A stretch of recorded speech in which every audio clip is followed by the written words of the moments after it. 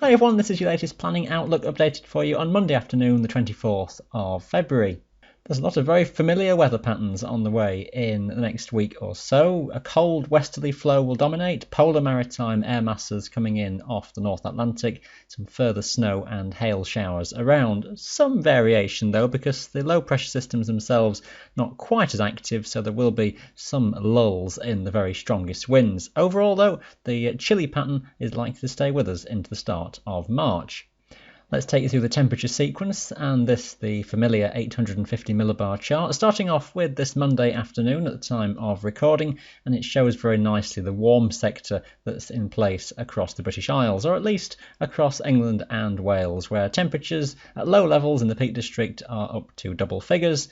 Meanwhile, across the Scottish Highlands, it's around freezing point to the lowest levels with the snow that's falling today. Cold air, though, comes back in from the west, and as we move things on into Tuesday, we're all underneath the chilly westerly flow once again. Temperatures on the highest tops in Scotland hovering around -5 or -6. Terrain generally frozen above 500 or 600 metres across all mountain regions, and with any shelter from the wind overnight, you'll see frost into the valleys and the glens. Onwards into the middle of the week, a little change. It's a cold westerly that prevails right the way through. Summit temperatures in Scotland down below -6, I would have thought, and a severe wind chill factor to go with that as well. Onwards toward the later part of the week, and temperatures stay cold in Scotland. You may come up a degree or so, and it might be that across Wales and the Pennines you might just get back to freezing point or just above temporarily as slightly milder air comes in. That's focused around Friday, so just watch the details with that one. Most likely though, across the Scottish Highlands it's staying sub-zero across the mountains, lifting above on the lower slopes though, so the lower level snow tending to thaw a little bit.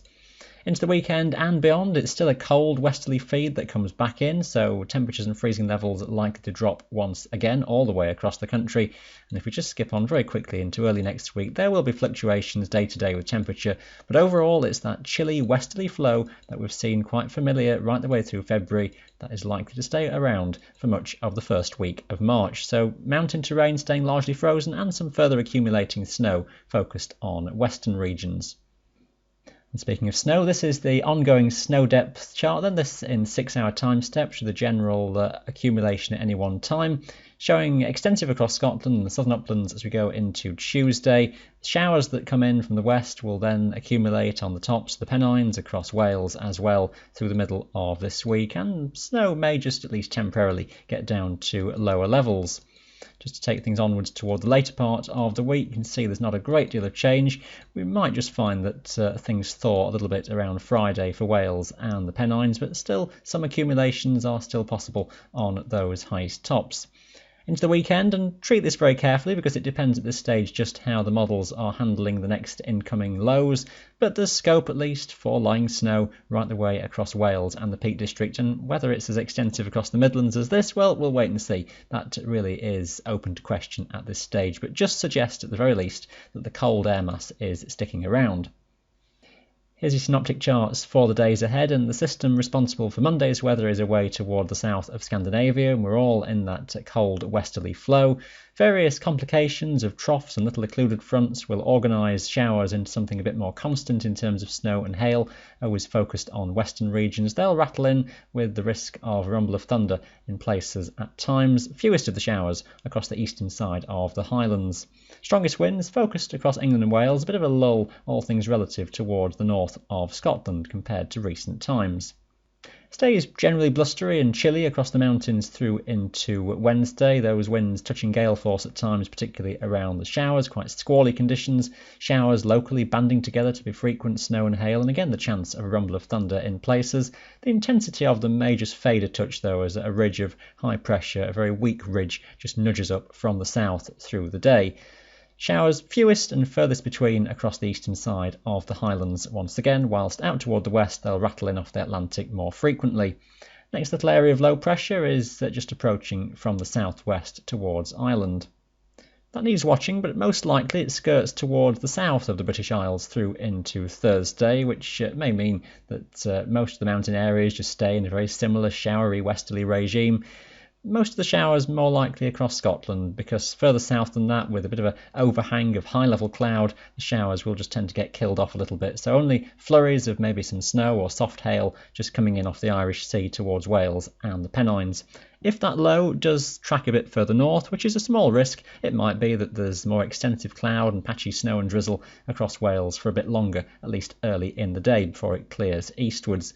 Light winds across the Pennines and Wales, and maybe just a lull in the winds for Scotland, but just watch the low toward the far north, because if that's a bit more active, then northern Scotland could find stronger winds for a time on Thursday. So some complications already at this stage, just 3 days ahead. And it doesn't become any less complicated by the end of the week, because that's the situation suggested at this stage, at least for Friday. A tangle of fronts coming in from the Atlantic. Cold air stays in place for Scotland. Less cold air is trying to encroach up from the south, and freezing levels just lifting a bit, as mentioned at the start, at least for Wales. But it gives the scope for some further snowfalls, most likely across western mountains in Scotland, least of that towards eastern areas. A bit of a messy situation then. We'll watch this closely and just see how this one develops, but expect a poorer day in terms of more extensive precipitation, maybe not so showery, but where you get snow, it could stick with you for a longer period of time. And the wind strength will really depend just how this little low spins itself up. And it's a complicated situation into the weekend. Broadly though, low pressure is still around, little centres revolving around each other, and it's the one that's passing eastwards into the North Sea, which might give some snow on its back edge around the Midlands for a time, as shown on that earlier snow depth chart. But if that tracks a bit further northwards, then snow could fall more extensively across the Pennines, even southern Scotland, if that thing spins a bit further north. Away from that, it's just a story of showers again rattling around from the west and the northwest. Wind strength, again, will really depend just where these lows finally centre themselves. Overall, though, it stays within a generally cold air mass. And that's more or less the way of things into next week as well. This is the situation over the weekend, then that broad low pressure centre to the north of the British Isles with areas of showers wrapped around it, little smaller centres crossing the south of Britain.